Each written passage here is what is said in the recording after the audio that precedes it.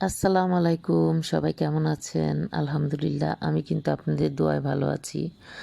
আজকে আবার চলে আসলাম বাগানে।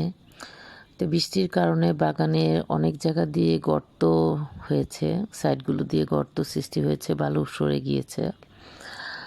তো মিষ্টি কুমড়া গাছ, জালি কুমড়া গাছ, তারপরে ওগুলি ভালোই আছে, কিন্তু খেজুর গাছে একটু শিকড় বের হয়ে গেছে।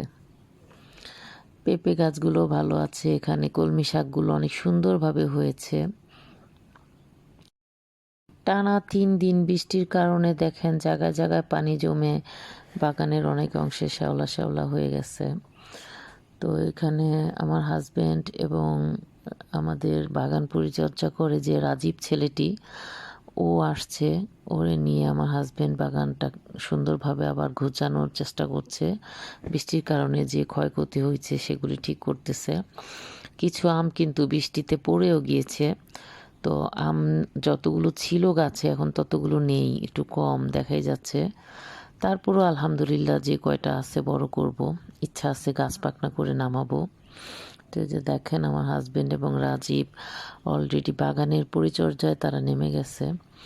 আর আমি কিন্তু ঘুরে ঘুরে বাগানটাকে দেখতেছি মনের মতো করে, স্বপ্নের মতো করে বাগানটাকে দেখতেছি। বাগানে যত যাই আমি কিন্তু মুগ্ধ হয়ে যাই, প্রকৃতির সাথে আমি নিজে মিশে যাই, অনেক ভালো লাগে। আমরা যারা শহরে থাকি তারা কিন্তু বদ্ধ ঘরের মধ্যে থাকতে অভ্যস্ত হয়ে গিয়েছি। তো এরকম প্রাকৃতিক পরিবেশটা কিন্তু আমাদের জন্য খুব জরুরি।